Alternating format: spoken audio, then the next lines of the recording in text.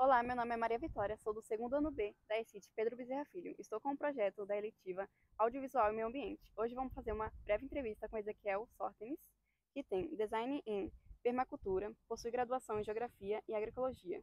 Concluiu o curso de especialização e educação dos jovens e adultos com ênfase em economia solidária no semiárido paraibano e mestrado em ciências agrárias, agroecologia. Especialista em educação cooperativa, atualmente é professor efetivo de geografia na Escola Cidadã Integral Técnica Estadual Pedro Bezerra Filho, e doutorando em Engenharia e Gestão de Recursos Naturais. Sócio da empresa de consultoria e assessoria Mariano Farias, consultor do SEBRAE e tem experiências em educação ambiental. Agora eu vou passar a minha fala para Rui Adenberg. Bom, prosseguindo da fala da aluna Maria França, eu, Redenberg, aluno da eletiva de Audiovisual e Meio Ambiente do professor Edson, irei dar início ao questionário de perguntas da professor Kiel. Pergunta número 1. Como você acha que as mudanças climáticas no Brasil afetam o semiárido brasileiro? Bem, as mudanças climáticas elas podem impactar diretamente e profundamente a região semiárida, haja vista que nós vivemos em uma região de escassez hídrica e de uma presença contínua e prolongada de secas. Nós podemos ter algumas alterações, né, em nossa região, como o aumento da temperatura média, nós podemos ter a intensificação do processo de desertificação, nós podemos ter uma alteração na regulação das precipitações e podemos ter também uma mudança na intensidade e no prolongamento das secas. Eu acredito que sejam esses os principais impactos em virtude do superaquecimento global. Levando em pauta que o aquecimento global também é muito responsável por isso, né? Bom, agora partindo para a próxima pergunta. Como as ações antrópicas influenciam a dinâmica do bioma e da fauna caatinga? Explique a sua hipótese. Bom, as ações antrópicas, as ações da humanidade sobre o meio ambiente, elas têm um impacto, né, profundo, um impacto direto ou indireto, que podem ser positivos, mas também podem ser negativos. Destacando esses impactos negativos, nós temos na nossa região a forte presença do desmatamento, das queimadas, né, popularmente conhecido na nossa região como broca e coivara. Nós temos também a introdução de espécies exóticas que nem sempre são bem-vindas e muitas vezes acarretam impactos para a nossa região. Nós temos também a caça predatória de animais silvestres e também temos as próprias mudanças climáticas, julgo ser esses os principais impactos das ações antrópicas sobre o bioma caatinga. O senhor acredita que isso pode ser uma das essências do capitalismo? Sim, haja vista quando existe uma exploração dos recursos naturais visando apenas um retorno econômico. Mas fica aqui o questionamento da sustentabilidade econômica se você começa a explorar, né, recursos que são finitos de uma forma avassaladora, de uma forma não regulamentada e muitas vezes não explorada. E quando nós temos a escassez desses recursos, nós passaremos a ter, a partir de então, prejuízos econômicos. Acredito que os projetos eles têm que ter uma viabilidade econômica, mas eles têm que ser também ambientalmente corretos, eles devem ser socialmente justos, eles devem ser politicamente praticáveis, devem ser culturalmente aceitos, para que nós possamos ter a execução de projetos que tenham maior rentabilidade e que sejam sustentáveis de fato. De fato, professor. Agora, passando para a terceira pergunta, vamos perguntar ao professor Kiel como funciona a dinâmica da cerca. Explique na sua perspectiva. Bom, eu tenho a compreensão de uma diferenciação conceitual entre seca e escassez. Sendo a escassez algo relacionado a um aspecto natural da região, no que diz respeito à escassez hídrica. E a seca eu compreendo como sendo uma falta de adaptação, de convivência, de suporte técnico da sociedade para viver em uma região de escassez hídrica, quando a gente passa a sofrer, né, com fome, com desnutrição, com baixa na produção. por conta por falta de políticas públicas, por falta de suporte tecnológico, de investimentos devidos. Mas se nós pegarmos no aspecto geral, assim como é conhecido popularmente como seca, nós podemos dividir entre secas periódicas e secas estacionais.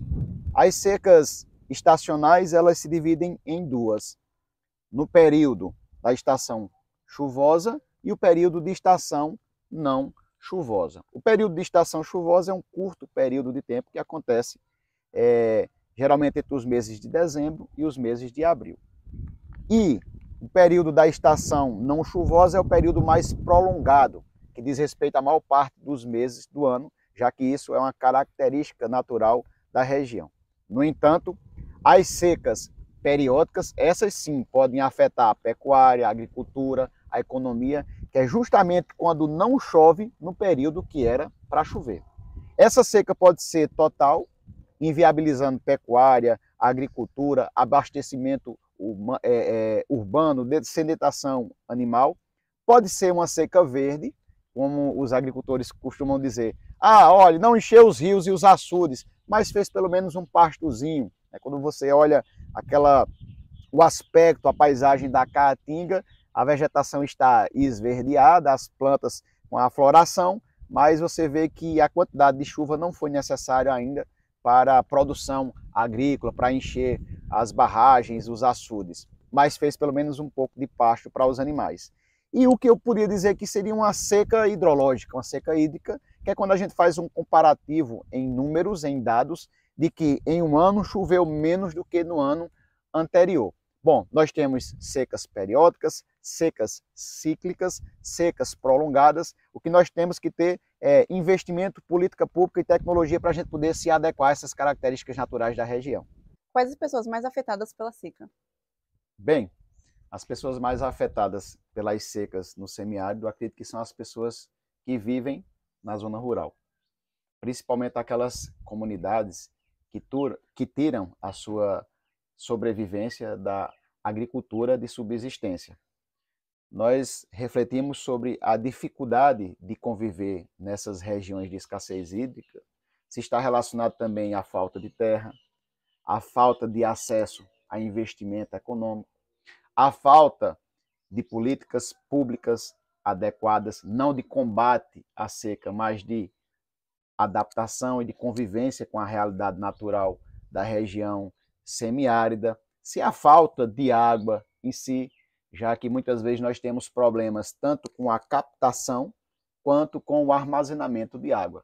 Não só esses problemas são provenientes dos níveis de precipitação, mas se são baixos os níveis de precipitação, o que é que nós fazemos com aquela água? Nós temos como captar, nós temos como armazenar, nós fazemos um uso eficiente. Por exemplo, nós temos um processo de irrigação eficiente, né, que vai customizar a produção e vai economizar água. E assim, nós temos ainda comunidades rurais que não têm acesso a áreas ribeirinhas, a áreas de rios, mesmo que sejam temporários. Comunidades quilombolas, comunidades indígenas, mulheres, crianças que sofrem muitas vezes com a desnutrição, né, a desidratação por falta de chuva e que muitas vezes acarreta na inviabilidade da produção agrícola e da produção animal. Certo. Você vê de maneira otimista as mudanças climáticas que acontecem no Brasil? Bom, tem um lado positivo e o lado negativo, né? A forma como nós tratamos essas mudanças climáticas. Há quem diga que existem alguns cientistas brasileiros que questionam se as mudanças climáticas são ciência ou se são religião, se são fato ou se são mito.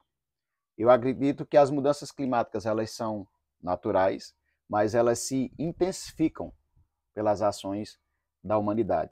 Principalmente após a Revolução Industrial, nós tivemos transformações e impactos nunca vistos antes na natureza através das ações antrópicas.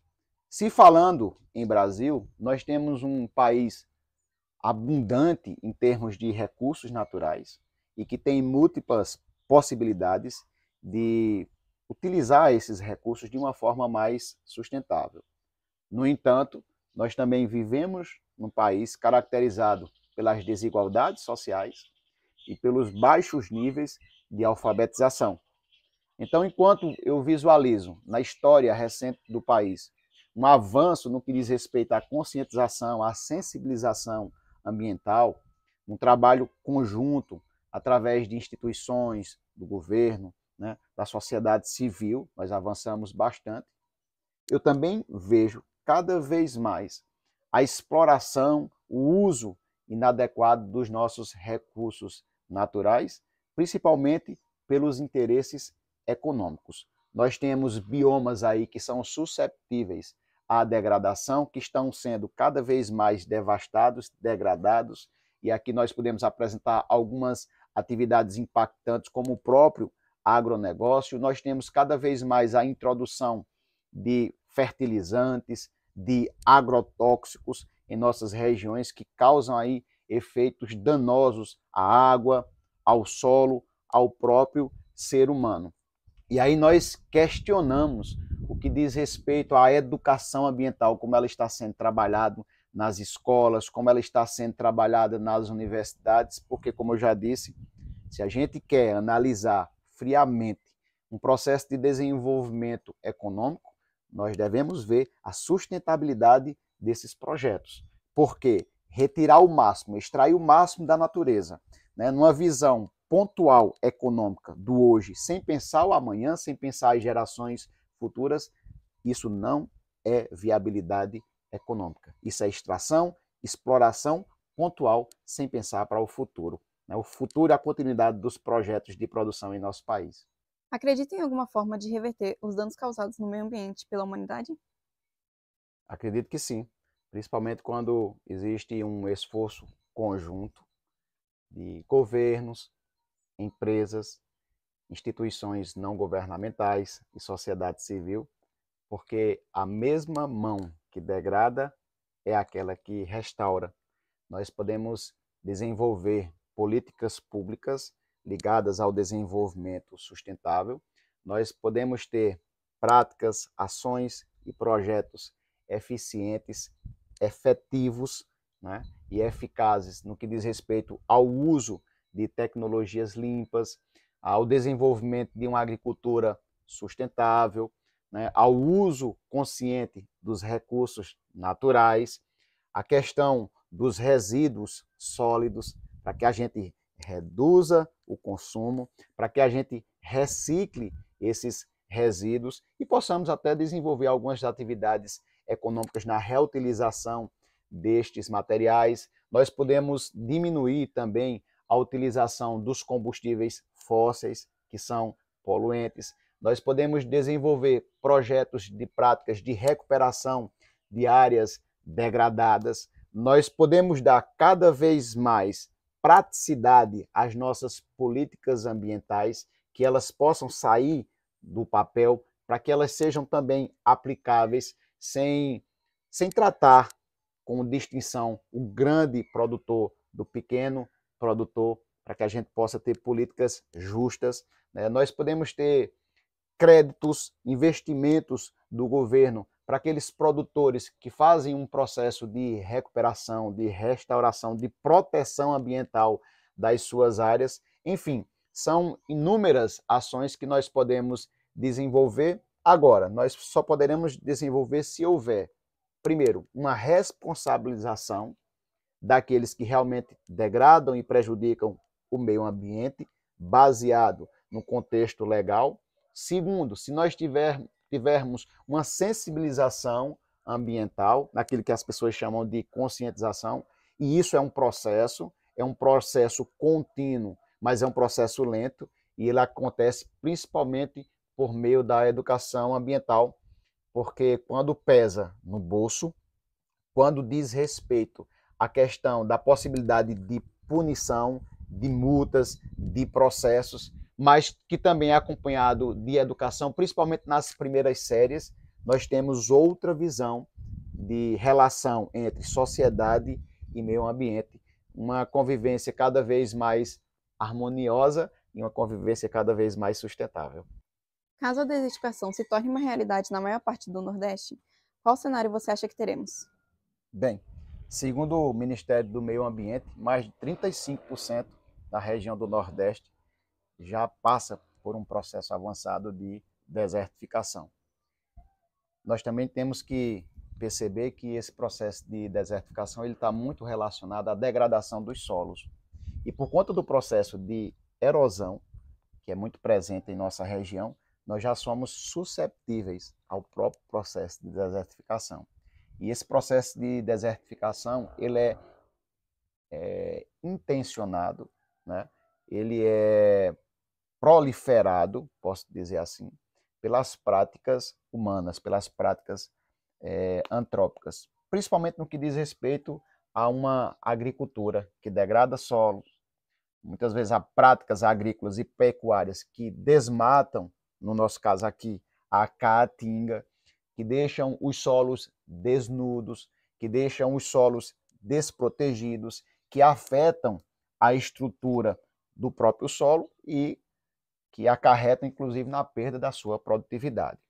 Se nós aumentarmos ainda mais essas áreas de desertificação e não desertas, nós podemos, inclusive, aumentar a migração da nossa região, os conflitos sociais, aumento da pobreza, da fome, a perda da biodiversidade, né?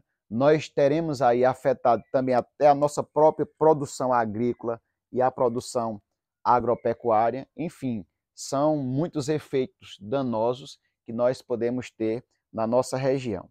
Lembremos que nós não devemos confundir desertificação, que é um processo, com bioma estável de deserto. Nós não nos transformaremos em desertos, né? Mas nós podemos inviabilizar, inclusive no modelo de convivência que nós temos hoje, a continuidade de boa parte dos nossos povos, das nossas comunidades, em algumas áreas susceptíveis à desertificação. Principalmente aqueles que têm pouco acesso à tecnologia, a recurso, a terras e a água. Se eles perdem a capacidade produtiva dos seus solos, então isso vai inviabilizar a continuidade da sua sobrevivência naquela região.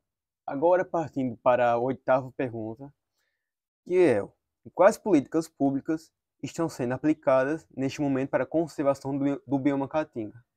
Bom, nós podemos citar algumas, né, que são muito presentes em nossa região e muito conhecidas, né, por todos nós. Primeiro, a criação de unidades de conservação, o pagamento pelos serviços ambientais, o cadastro, né, ambiental rural.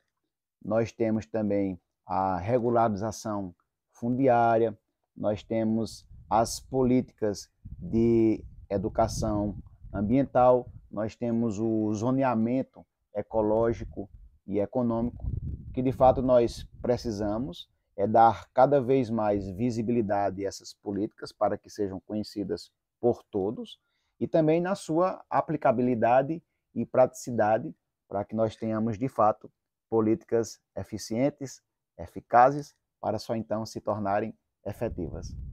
Bom, agora partindo para a nossa última pergunta, o senhor se sentiria realizado com tudo que o senhor conseguiu estudando isso? O senhor acha que valeu a pena todo o tempo gasto, o dinheiro? Como o senhor avaliaria isso? E a gente gostaria que o senhor desse conselhos para jovens que buscam ingressar nessa mesma área. Bom, tudo que eu fiz na minha vida, eu considero um investimento. E um investimento que está muito próximo do meu projeto de vida. Porque eu sempre acreditei que educar é libertar e que a convivência harmoniosa com o meio ambiente está muito relacionada à nossa sobrevivência. Então, tudo que eu fiz de forma muito consciente. Acredito que todos os avanços que eu consegui na minha vida são bênçãos divinas. Eu contei aí com o apoio de inúmeras pessoas, principalmente da minha família. E eu costumo dizer que hoje eu me divirto trabalhando, porque trabalho naquilo que gosto, naquilo que amo. Sou uma pessoa feliz, realizada, mas ainda não totalmente satisfeita, porque tenho 40 anos, espero viver pelo menos o dobro disso, se Deus assim me permitir, e realizar muitas outras coisas na minha vida. E eu acredito que a gente termina se tornando eterno quando a gente faz parte do processo de semeadura, quando a gente ajuda no processo de construção de conhecimento e que a gente partilha isso com os outros que estão vindo e que, consequentemente, darão continuidade a esse trabalho que é um processo, tem começo, tem meio, mas não tem fim. E aí, o que eu posso dizer que sirva de estímulo para os novos estudantes? Primeiro, que eles tentem dar uma razão, um significado social para os seus estudos e para as suas práticas docentes, porque a gente consegue sentir e visualizar os resultados e as consequências daquilo que a gente fala, daquilo que a gente faz, e a gente sai um pouco da teoria. Na verdade, a gente não sai da teoria, a gente une a teoria com a prática. E quando a gente começa a trabalhar com públicos, com comunidades vulneráveis, com regiões susceptíveis, com problemas ambientais, econômicos, sociais, é como se a gente acendesse uma centelha de luz no meio da escuridão do universo. É como se cada semente que a gente plantasse tivesse uma visibilidade maior, tivesse um impacto maior. Isso traz, consequentemente, para cada um de vocês, satisfação, realização, orgulho da forma mais pura possível. E por isso que eu tive inúmeras oportunidades de trabalhar fora, em outras regiões, cheguei até estudar fora do país e também morar em outras cidades, em outras regiões, mas eu optei, e sou muito feliz e realizado por isso, de retornar para Camalaú, de trabalhar com as pessoas que eu trabalho, que tenho a satisfação de compartilhar do mesmo ambiente, do conhecimento e das ações, né, de intervir de forma positiva no meu município, na nossa região, até porque boa parte do meu processo de estudo foi custeado pelo poder público e eu tenho essa satisfação, esse retorno a dar para aqueles homens, mulheres e crianças, principalmente do campo, que trabalham sob o sol escaldante, muitos dos quais não tiveram acesso a uma educação de qualidade, a uma educação superior, e depositam em cada um de nós que estamos estudando, que fazemos graduação, pós-graduação, esperança de dias melhores e a responsabilização de que aquilo que a gente desenvolve em termos de conhecimento possa ter uma aplicabilidade e traga, né, condições melhores de sobrevivência na nossa região. Ou seja, o estudo é sempre a base de tudo, né?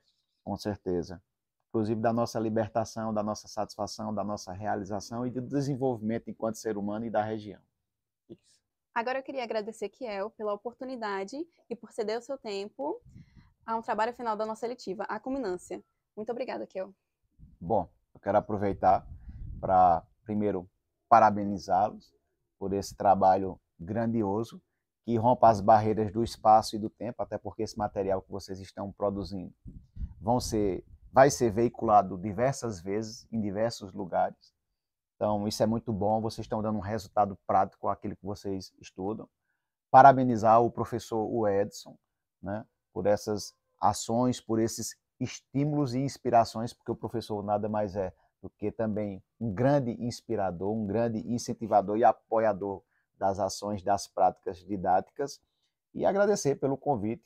Eu me sinto prestigiado, privilegiado de participar dessa conclusão da eletiva de vocês, compartilhando um pouco das minhas experiências, das minhas vivências, dos conhecimentos que a gente ainda está produzindo e desenvolvimento. E rogo a Deus, o Pai Celestial, que continue abençoando cada vez mais vocês e, com certeza, esses frutos, né, nos darão muito prazer, muita satisfação. Tenho certeza que o futuro de vocês é, acima de tudo, muito promissor. Forte abraço.